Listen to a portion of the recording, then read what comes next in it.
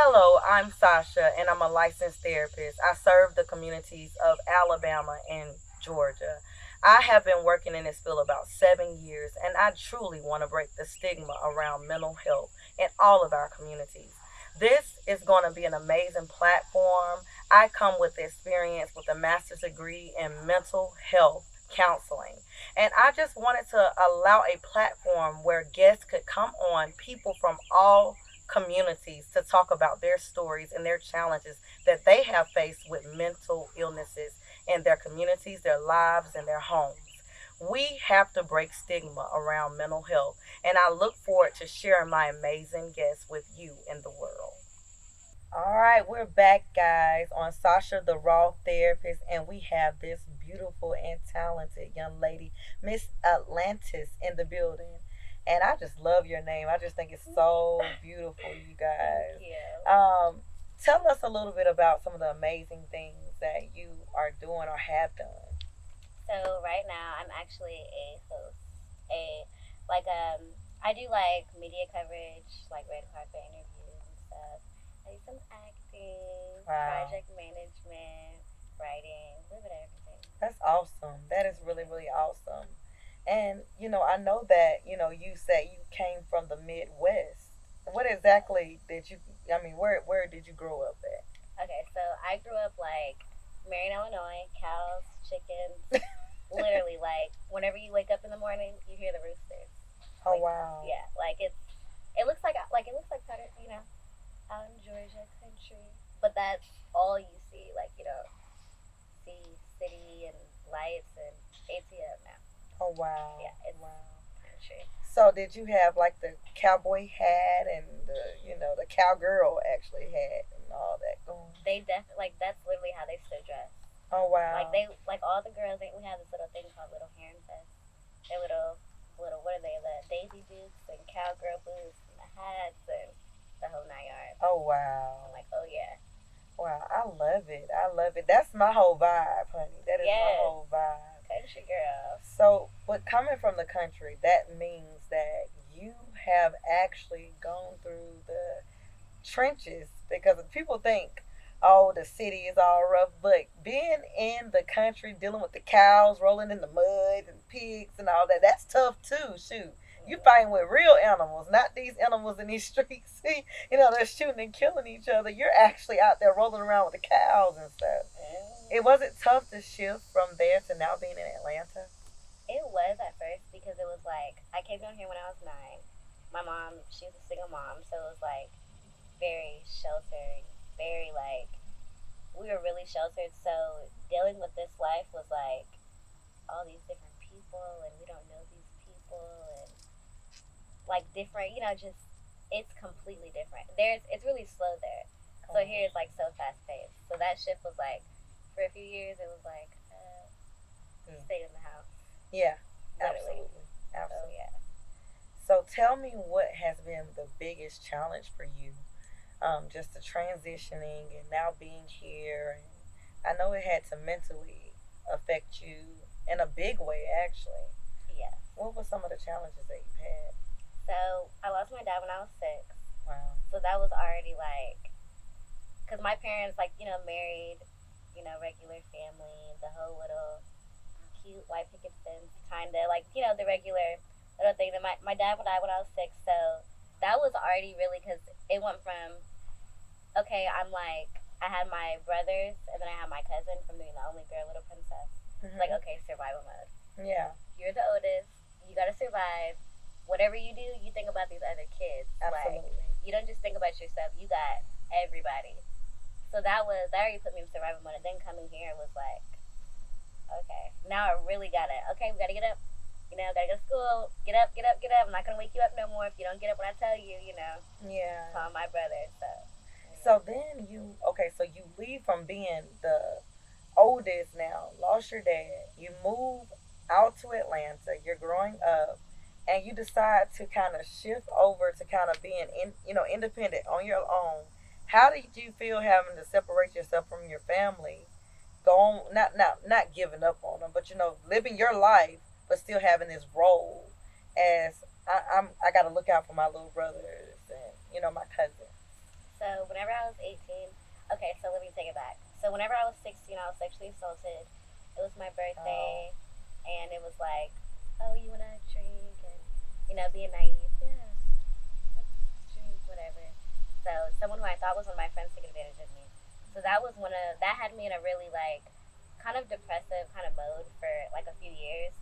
So me being a big sister, I had to hide that from them.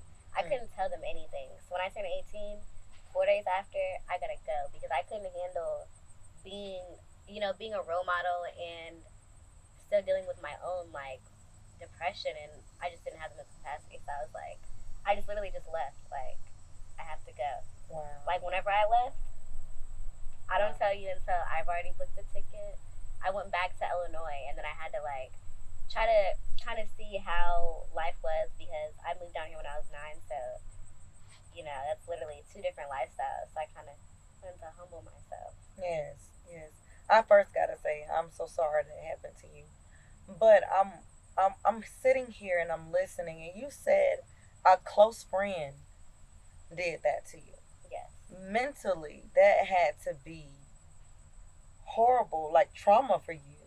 Not just the act itself, but my friend that I thought cared about me, that looked out for me, set me up. How do you deal with moving forward and meeting people and having friends now? Right. So at first it was really like I was in denial for like years, years. From like the time I was 18 to 21, it was like, oh no, no, it never happened. Well, really, the first 6 months I was in denial that it wasn't even an assault. It was just like, no, that was my friend. We care about each other. Everything's fine. But in my mind, I knew like that's not really what it was. So for a long time, like 4 years, I was just in a 16-year-old's mindset, like emotionally still, because it was just like that denial. I couldn't process that. Like, why would my friend do that? Yeah. So it was like, yeah, I was in denial. Wow. And one day I just had to like, okay, get out of that. You have to grow up. Things happen. Nothing stays the same. So, Have you had a chance to like actually address that person? well, I talked to him about it, and he's still in denial. Oh wow. Like, even so, it like doesn't do me any good to even bring up that subject because it's like So y'all still friends? I don't want to say still friends, but I know him and he knows me. If I need someone to talk to, I can talk to him, but I don't want to say that's my friend Okay. because So how do you, and that's interesting. Like how do you feel comfortable even talking to him about anything when he hasn't taken the the acknowledgement of what he did, you know? I really think it was like because I was in denial for so long. It's like a self-worth thing. Like I didn't. It's like now I know my worth, but before it was like I still had in my life. I'm still talking to him because I'm feeling like I need him because Mhm. you took something from me. So now I feel like I need to get that back. Like it was literally a mental thing for years. Like I need him. I need him in my life. I'm not gonna be able to get over this until whatever I need emotionally, I get that from him. Oh wow. So it was like kind of like one of those type of things. Did you feel like he kind of owed you something? Yes. And so did you find yourself kind of trying to just, I don't know, continue to maybe even manipulate the situation? I'm not saying that you did anything wrong, but just like, hey, I got to get some gratification from this situation because of what you did to me. Yes, like, oh, I need to see if he cares about me. Like, I wanted to be friends for the longest. Like, we'd always do stuff, go to the mall, go places, but it was still like, I wanted him to show me that he cared about me in some type of way. So I guess it really was, like, when I look back at it, it was like manipulation. Oh wow. Because it's like, just be done with those people. They have bad energy. You don't need closure. Like, I feel like I need closure. You don't need closure from anybody. Yeah. Just get over it, move on, meditate. So, okay. So you still talk to him, but then you said that basically you just kind of felt like you needed to get something. You just had to get something. Did he ever try to, touch you inappropriately or do anything inappropriate again? No. Never again. No. Was he drunk when he? Yes, and that's what he says. So if I say something, he'll be like, "Well, I was drunk too." someone tells you no and you do it, you know, Yeah. that's assault. Like, Yeah. that's no. Yeah. So it's, yeah. Wow. That's kind of why I just kind of, let me just not even say, you're going to keep saying the same thing. It's like insanity. Keep asking saying the same thing, or even trying to get a little bit of information or letting him know how I feel, but it's still insanity. Because he's going to say the same thing every time. It's like, I don't care how you feel, Wow. you know? Wow. Wow. Yeah. Yeah, I think that as a woman, sometimes, we forget that we're amazing. You're beautiful. Thank you. We're amazing. You're amazing. Thank you. And we look for gratification in the wrong people sometimes. And I think it's just sometimes also that lack of, you talked about your dad passing when you were 6. Those daddy issues that they say. You didn't have him there. Not that your dad left, you know, and meant to leave you, but that not being able to adjust to being almost like neglected. Then you get, and not saying your dad neglected you, but just feeling like he left you. Right. And then now you with this person that you think is your friend, and you probably had this sense of, I don't want him to leave me either. Yes. Really. I had a lot of that.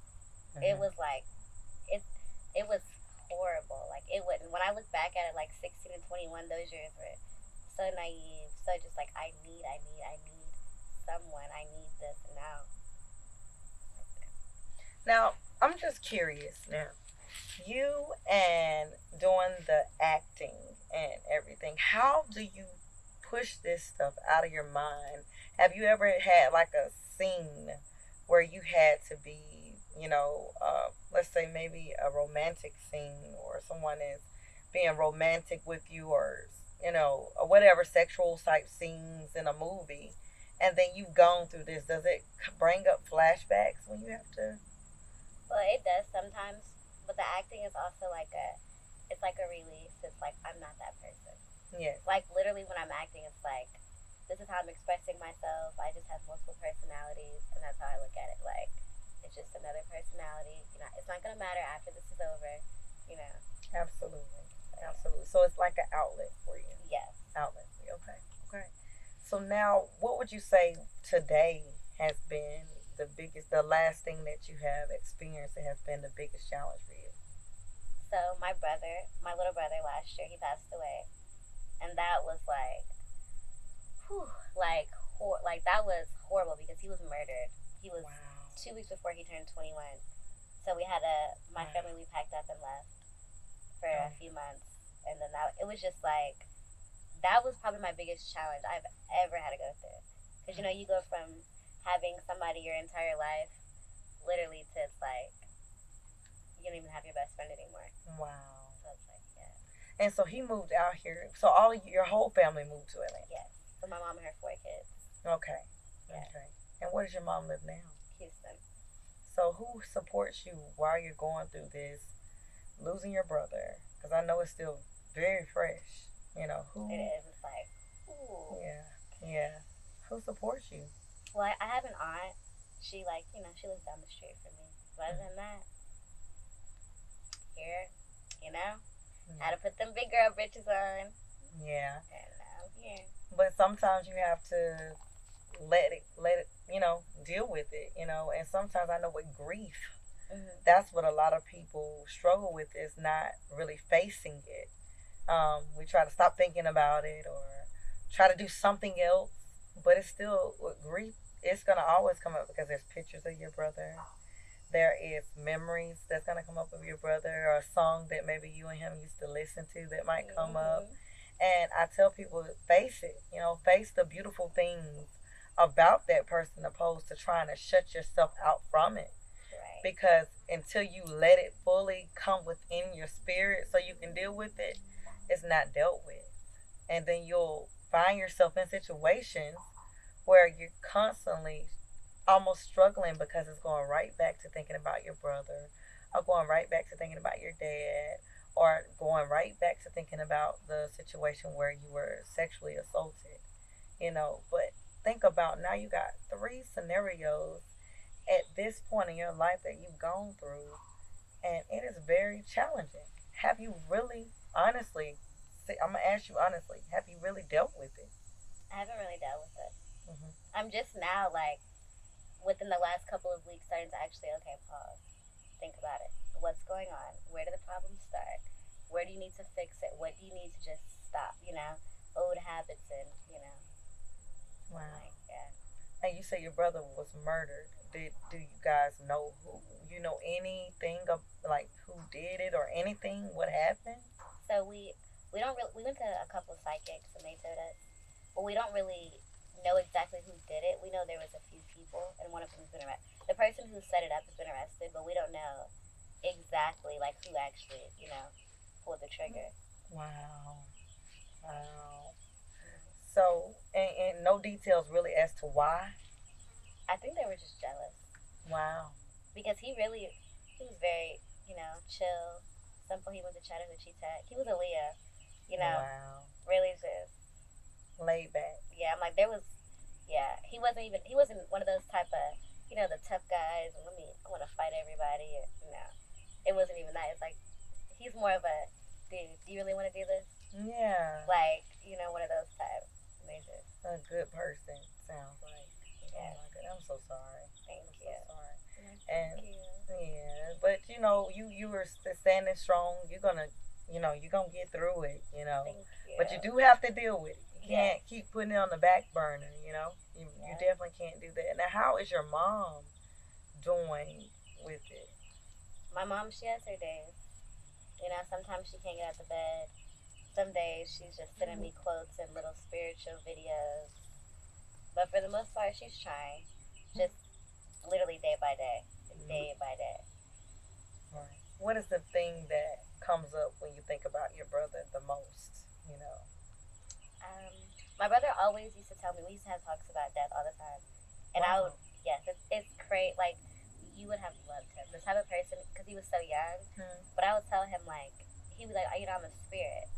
When I die, I'm still going to be here. Wow. Like, it's just the physical form. So that, it always, like, I'll look over and I'll be like, He's probably sitting here with us right so now. I'm like, oh, man. Wow. Yes. So he used to talk about death all the time and ended up passing away. Yeah, like a year later, actually. That's the crazy thing. Wow. Literally a year later, we were in the car talking about it. And I'm like, And so, was this something normal? Like, did he have some type of focus on? What was he in school for? Or, I think he was in school for business. oh, Business and, like sports journalism. He went to, Yeah. he wanted to do the same thing I do, except he wanted to do it in a sports aspect. oh, Basketball, all that. He wanted to be a basketball coach. He didn't coach the kids, but he mentored kids and he was wow, yeah, wow. athlete. That is really it's sad to lose someone, but it sounds like he did.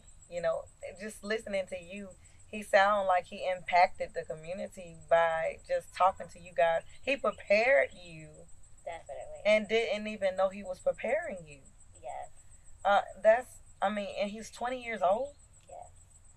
That's, Yeah. it's crazy. Little man. Literally a little man. Wow, wow. We know you're little too. So was he bigger than you? Yeah, only 5'7". Well, not. He said he lied about that. He was only 5'5". Oh, he lied about his height. Yeah.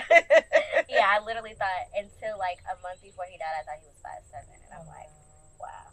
Wow. Oh my goodness. So what would you say now that you would want to do to kind of like keep his legacy going?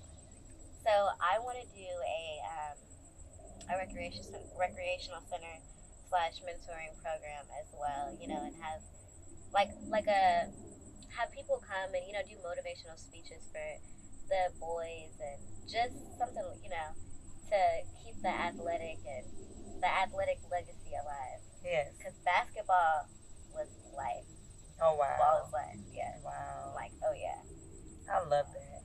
I really do love that. I think that you have definitely the platform to do that. To do that. And there's a lot of people that will probably definitely want to come in and support you with it. It's amazing. And I bet you by doing this and just kind of doing this thing to keep his legacy going will help you to deal with the grief that comes up. Because I tell people all the time, grief going through losing someone does not end. 20 years from now, you're still gonna remember your brother. You know, he still is gonna be a part of you, and but you gotta take him in. You gotta take his spirit in and know that he's with you all the time. Exactly. You definitely do. Now you have other siblings still too. Yeah. Now, how old are they?